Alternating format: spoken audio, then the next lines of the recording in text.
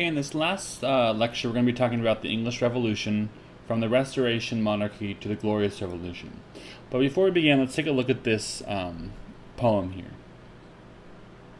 Here lies our Lord and Sovereign King, whose promise none relies on.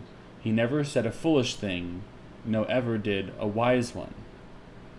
And this is attributed to a court jest concerning Charles II. And the second part continues, replies Charles, "That is very true, for my words are my own, and my actions are those of my ministers." So the earlier quoted poem says a great deal about the reign of Charles II. The English people, who were ready to throw off Cromwell's strict Puritan rule and enjoy life again. Theaters, taverns, and racetracks opened up again. Flamboyant fashions and hairstyles became the rage, and Britain once again became merry old England. Charles, the merry monarch, seemed to be just what the English people needed. However, despite all this, there still remained an undercurrent of tensions in the areas of politics, money, and religion. Now, in politics, things seemed much calmer than they had been for decades, at least at first. Now, King and a largely cavalier parliament seemed reconciled. Charles was voted a sizable income.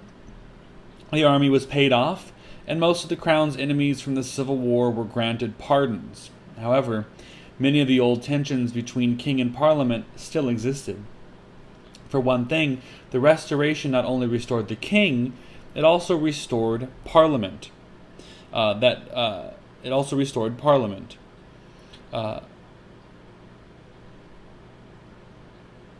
It also restored Parliament, which Cromwell had suppressed. Now, in fact, it was the restored Parliament that formally summoned Charles back to England, and not the king who summoned Parliament. Parliament itself was also divided into two parties: the Tories, who favored a strong king and a Church of England. Strong king and Church of England, largely resembling the Catholic Church, and the Whigs on the other side, who favored a strong parliament,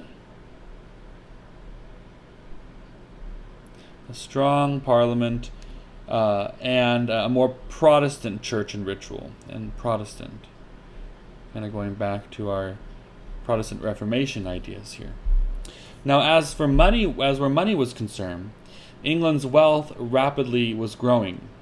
Cromwell's aggressive foreign policy had intensified England's commercial and naval rivalry with the Dutch, largely due to the Navigation Acts, which excluded foreign and particularly Dutch ships from carrying English goods. This led to 3 short but bitterly fought naval wars with the Dutch, 1 under Cromwell and 2 under Charles II. Now, although the Dutch held their own, the expense and stress of their wars against England and France allowed the English to replace them as the premier naval and commercial power in Europe by 1700. Between 1670 and 1700, England's foreign trade grew by 50%, a 50% increase, and the king's customs revenues tripled.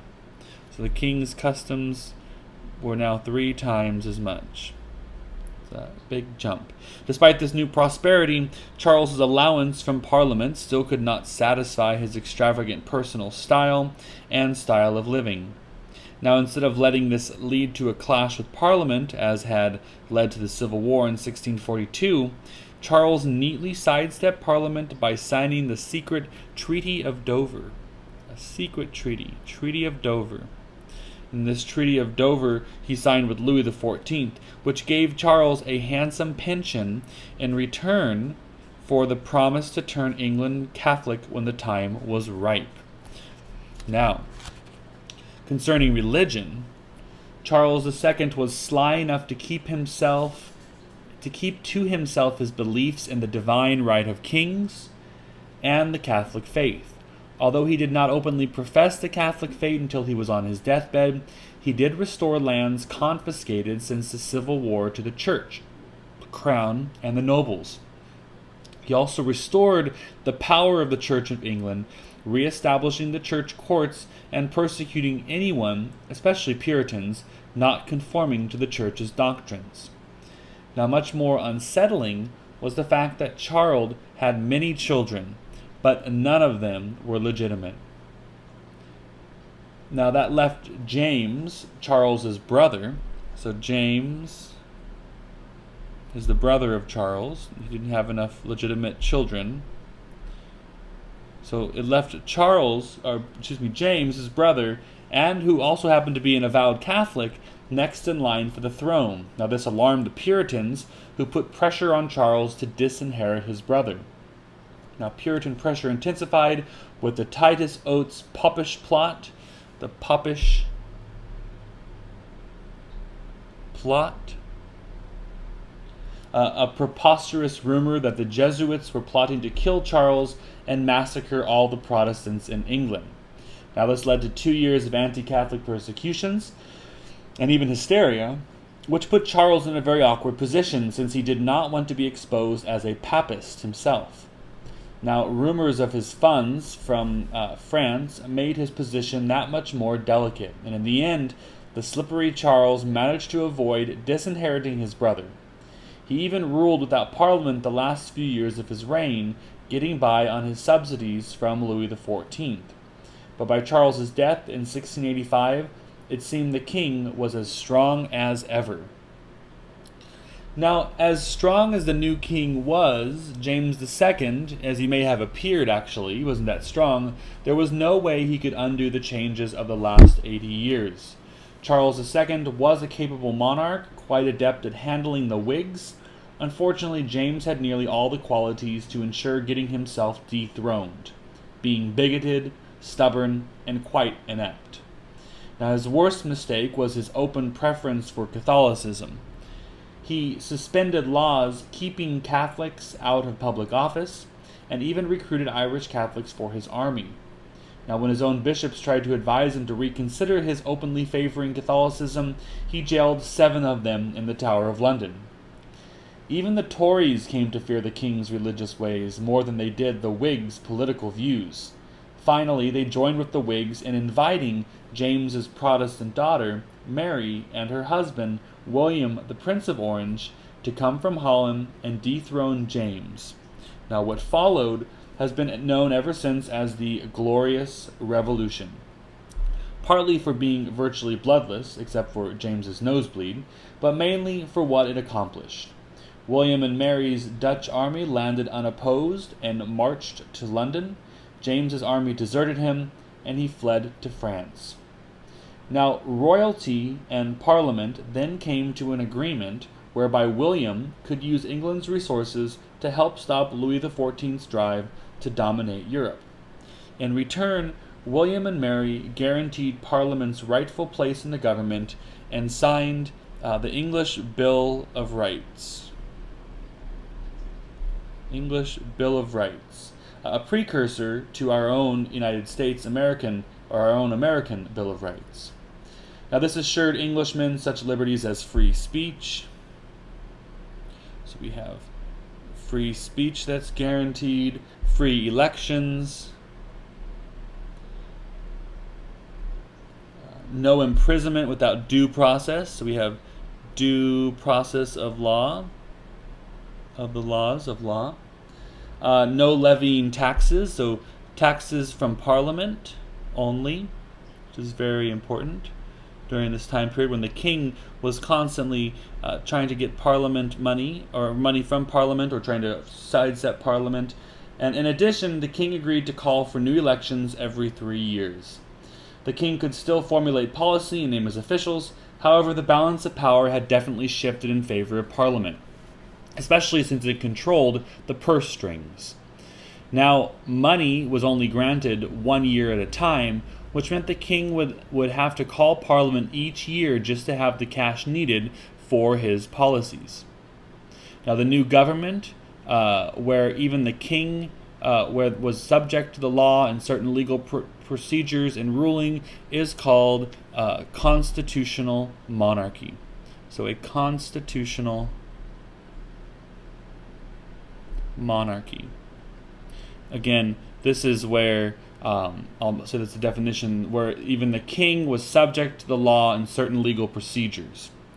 Now, in the years to come, Parliament gradually gained more power at the expense of the kings. This process gained momentum when the German prince George of Hanover became king in 1714. His main interest remained on the continent, and he was generally content to let his allies, the Whigs, run the government for him. Now, the struggle between kings and Parliament throughout the 1600s ended on a clear-cut victory for Parliament. Now, while a more democratic government emerged as a result of the English Revolution, keep in mind that rather high property qualifications still kept the vast majority of Englishmen from voting. So, victory for Parliament, but really it was, there were very high property qualifications. High property qualifications. However, the English Revolution would benefit all of England in two areas: civil rights and economy. Now, for one thing, all Englishmen did gain certain civil rights, such as free speech, the right to a fair trial by jury of peers. Also, all Christians gained religious freedom, except Catholics and Unitarians, who eventually would also be tolerated. Now, the English Revolution also opened the way for more democratic reforms over the next 2 centuries until England would become a truly democratic society. Now, the power and success of these principles would spread to the American and French revolutions, and from France to the rest of Europe and the world.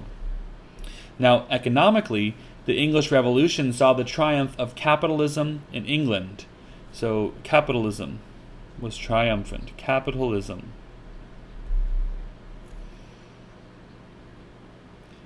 Through which the government had done most of its business. And also the Bank of England was also founded. Now, the important thing here was that the government guaranteed repayment with interest on any loans it took out, and this contrasted sharply with the old medieval method whereby kings took out personal loans, often did not bother to pay them back, and let the liability for the loans go to the grave with them. Now that government was identified more with Parliament, liability for the loans did not die with the king.